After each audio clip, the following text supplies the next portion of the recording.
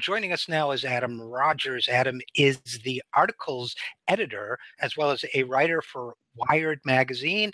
And we're going to talk about an article that appeared in Wired recently by Adam called Google's Search Algorithm Could Steal the Presidency. Provocative premise, provocative title. Adam, thanks so much for coming on the program. Oh, thanks for having me. I appreciate it. Oh, absolutely. Very, very interesting article. And basically, if you would please just briefly walk us through the premise behind it. Well, sure. Here's the notion. The article was essentially based on a journal article that came out in the Proceedings of the National Academy of Science from a couple of very good scientists who did a series of experiments where they gave people who were undecided voters, and I can explain how they made sure of that, a fake version of Google, essentially. They called it Cadoodle. Basically, they chose real articles about a couple of candidates, and most of the experiments they used prior Australian prime minister elections, but they were doing the experiments in the U.S. So nobody who was participating in the experiments had a dog in the race, because it was in Australia. Mm-hmm. And they used the search engine to give people either favorable information about one of the candidates or favorable information about the other candidate. And they kind of had a bunch of different test groups to do that. So same kind of articles and real articles, but just evaluated for whether they were favorable or not. And what they were able to show is a small but significant effect on people who were undecided, that if they saw favorable news articles about a candidate, they would be more likely to vote for that candidate, absent any other conditions. And then they did those experiments again under what were sort of more real-world conditions in a very large election in India. And again, they took undecided voters, did the same thing with a mock search engine, not connected to the internet, but it looked just like a search engine. And they found that they were able to influence, to a very small degree, they were able to influence the voting choices of previously undecided voters. So the concern that they express, the hypothesis that they're trying to prove, is that if you have a big enough election that's close enough, so a national election that's close, that the way that a search engine, probably Google because that's the one that most of the world uses, presented information about candidates via its algorithm, via the automated system that figures out which articles to put first and second, you would be able to potentially, the way that algorithm worked, would be able to potentially influence the outcome of that close election and influence who won. Well, but this is America. It's not like we have close elections. Oh, wait. Okay. So basically, just to recap, Adam, what they found was that, and so that I understand, can visualize it, what they found is that if you go in, if you manipulated a search engine, or for that matter, if it was just a flaw in design or algorithm or whatever, and it happened, let's say somebody was trying to decide who to vote for, and they Googled Bush or Gore. The way it came up with, let's say, the first few stories on Al Gore or whomever the candidate is, which stories came up, the order they came up, so on, could significantly enough influence the outcome of that election by influencing the vote of some people that it could actually alter election results. Yeah, exactly so. So here's the two key pieces of information that you need to really make this kind of freak you out if you're in the right mood. One of them is that if you're talking about a presidential, there's really no such thing as a national presidential election. There are, as any political hack will tell you, actually 50 state elections.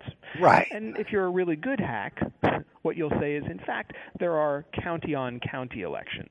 And so in most of those counties, no Democrat or Republican is ever going to fight for the counties in the Bay Area, in San Francisco, where I am right now, because they're blue, and they're not going to change. So you're not going to spend money there.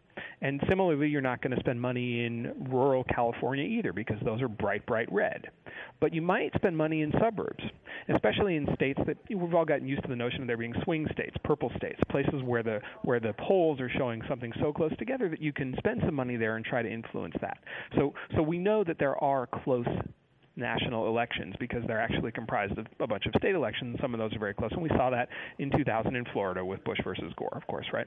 So that's the first thing. And then the second thing is to understand how these algorithms in search and in social media work, because they are increasingly sophisticated and specific, and automated to tailor themselves and their results to what they think you want. The machine wants to make you happy. So Facebook wants to show you the kinds of things that you like. Google wants to show you the kinds of things it thinks you're searching for.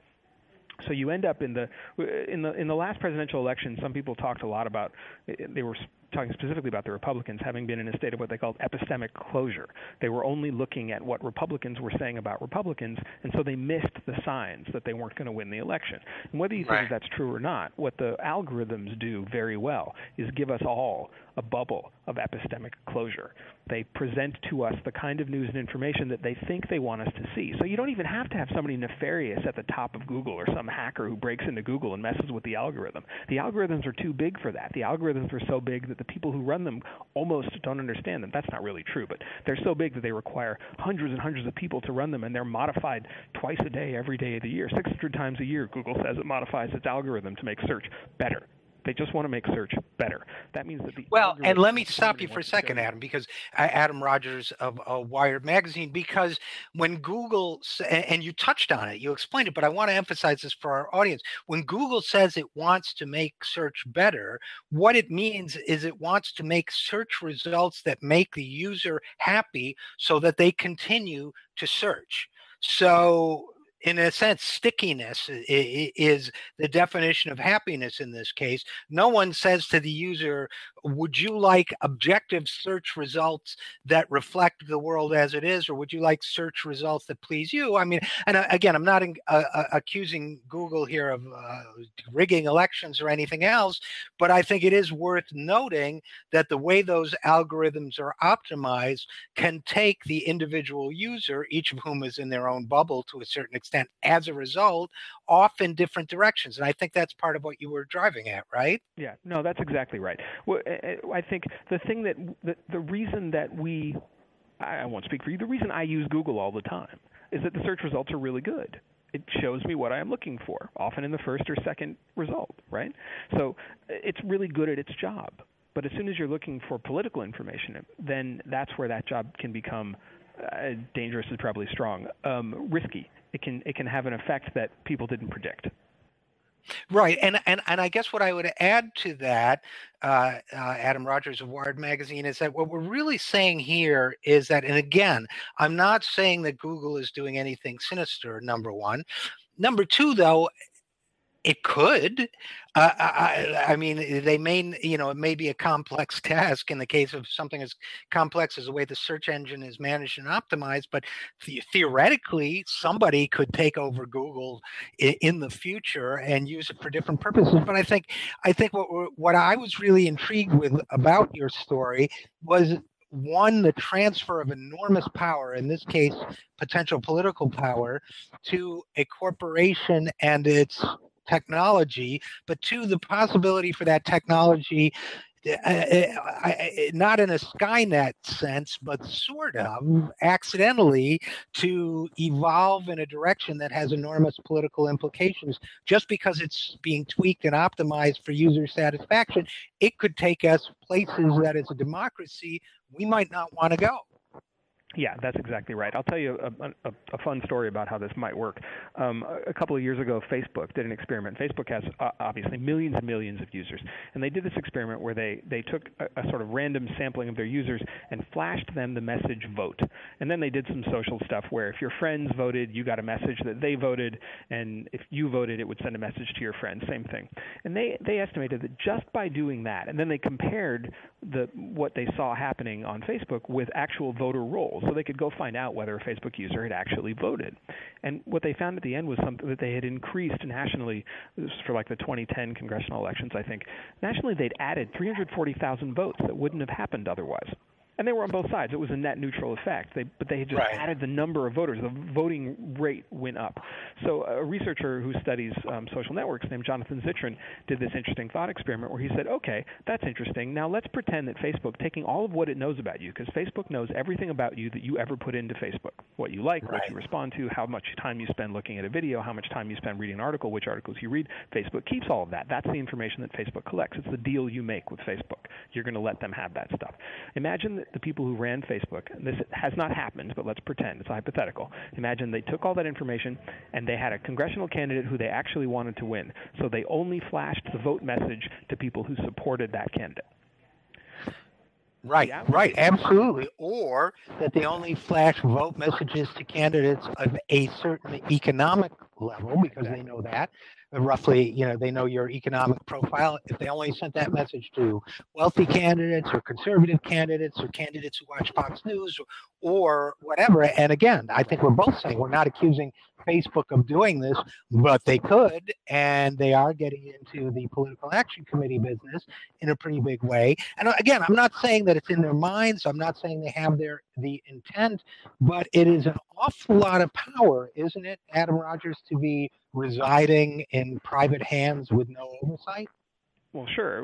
Zittrain called it digital gerrymandering, and he was intentionally, evoking the specter of the idea of gerrymandering because it makes power disproportionate, and it's especially weird when that happens. When it goes into the hands not of a political party, which is already you kind of want to cock an eyebrow when there's that kind of imbalance, but in the hands of a corporation, of a transnational corporation that wants what that corporation wants, and even when their stated objectives are to help people connect to their loved ones better or to increase the ability to search for things in the universe, they're also out there, to keep themselves in business. And it is strange that they should have that kind of power. What's more strange to me is not so much that the people who comprise those corporations have that power, but that the algorithms that those people have developed over years, decades at this point, have that power in ways that the people themselves may not know or understand. That to me is even more remarkable, that the machine knows more about politics than the people who run the companies.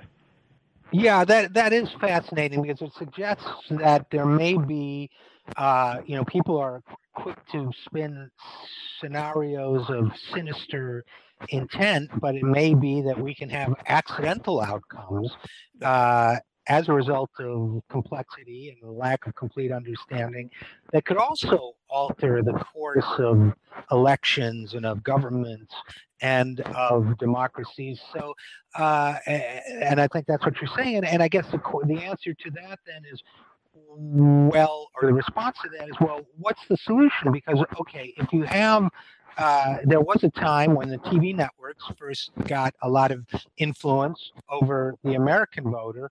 We had an equal time rule to attempt to offset that by saying if you show candidate A or someone supporting candidate A for 10 minutes, you had to show someone supporting candidate B for 10 minutes.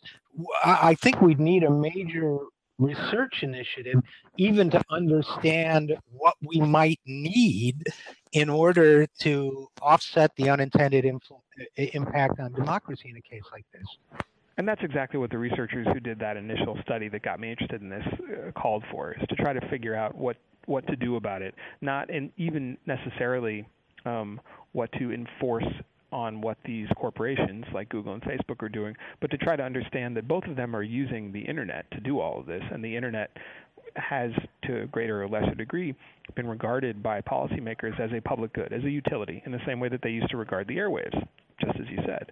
And if that's true, then you can start to imagine a structure for some regulation that says, listen, you're going to have to deal with politics in a different way than you deal with searching for the right pair of shoes or looking at the latest video post from your grandson. Like those are different use cases, to steal some of the language from Silicon Valley, and those different use cases require some different thinking. But nobody knows what that thinking would be. This is a new problem. Right. So I guess we're going to have to keep thinking about that. And by the way, I believe I was the first person to suggest they might want to be regulated as public utilities in some ways.